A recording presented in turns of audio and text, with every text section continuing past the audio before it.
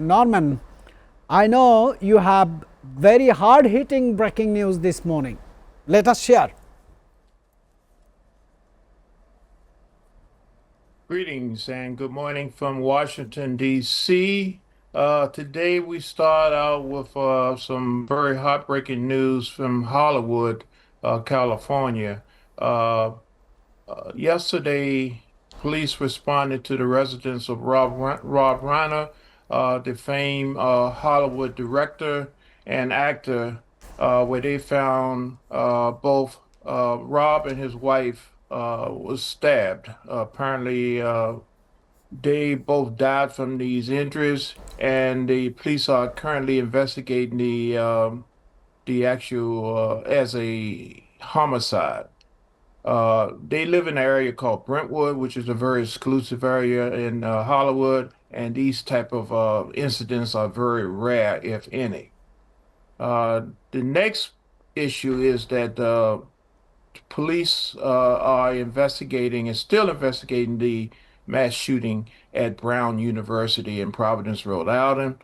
They had a suspect, a person of interest, but unfortunately, because of lack of evidence, they had to release this person. So now there's still a national manhunt looking out for the killers and the person who may have been responsible for this incident. So right now, they do not have a suspect in custody, and the investigation is still pending.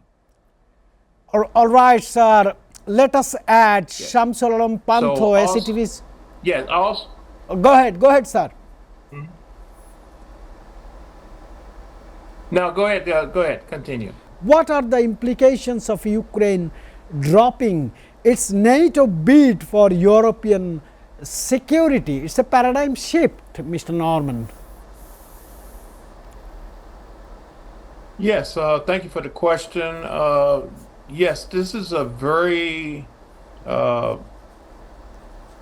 surprising shift in the policy and procedures of Ukraine. What Ukraine is basically conceding is that they want to uh, have peace. They want to end this conflict, and to the point where they are going to give up one of their fundamental goals was to have NATO security coverage. By conceding this, they are now totally relying on the Western and the European countries to provide military support and coverage. The problem with that is that without having actual troops on the ground, it's very hard to attain. And the attitude and the new policy of the United States may be questioned in regards to their participation. As you know, the United States has stated that we provide logistical support and other means of technology support. However, this situation with Russia is one of very tense surroundings. So, with the NATO part coming off the table, we still have to rely on the security. And there's no guarantees that the security will come if they are attacked by Russia or anyone else. So, we are now at a situation where a lot of their hopes and dreams is hinging on the abilities of outsiders. They no longer going to have control. The military is going to be reduced, and the situation with NATO is gone, and the territory situation appears to be they will have to have annexation and they will lose some of the land. Again, Russia, this breeds into Russia goals, ultimate goals. They're basically getting some of their, Russia's getting some of their objectives done. And at the same time, there's no indications that they can't achieve the other two parts. So we have to wait and see how this thing plays out. But right now, it doesn't appear to be a very good compromise, from my viewpoint, by Ukraine. How should neighboring countries recalibrate their defense strategies, because entire decision is on Putin's table right now, and in the history, maybe after 10 years, 15 years, 50 years, history will be written. Russia won a war with Ukraine, where entire NATO and United States supported Ukraine. Probably Yes. me, you and us will not be that time, but history will know Russia won this war. Norman, what is your impression?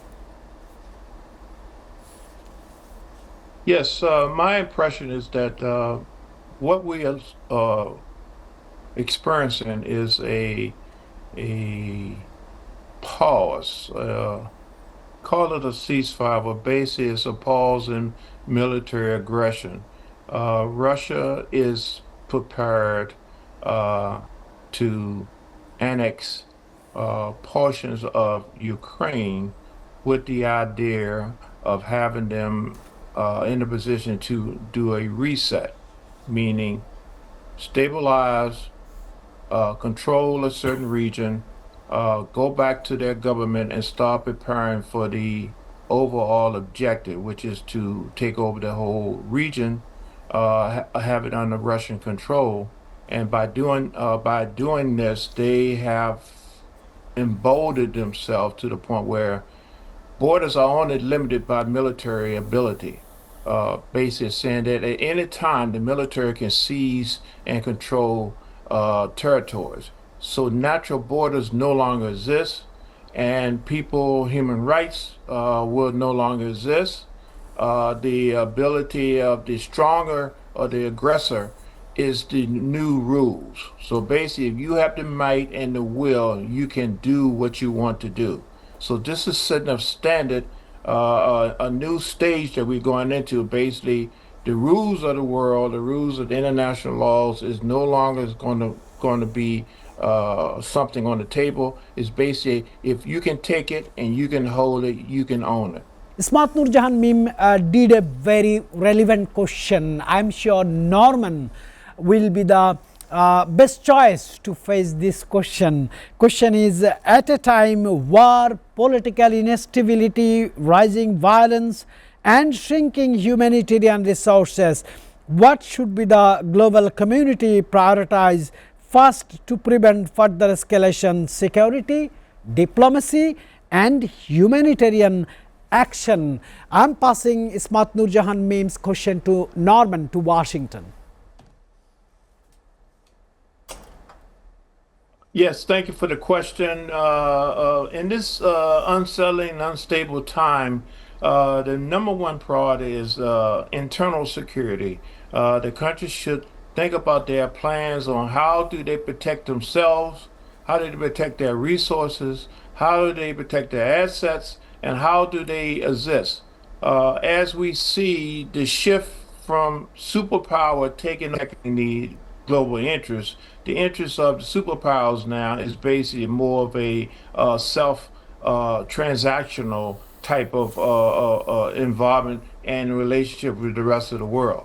So that means that each country has to have their own policies, their own procedures, and their own resources to protect their personal interests. Because if they do not, there'll be a similar situations that is happening in Ukraine right now. They have to make hard decisions because they was too dependent on joining NATO and the support of the Western world. So now they are in a situation where they have to make concessions that is going to affect their countries generationally.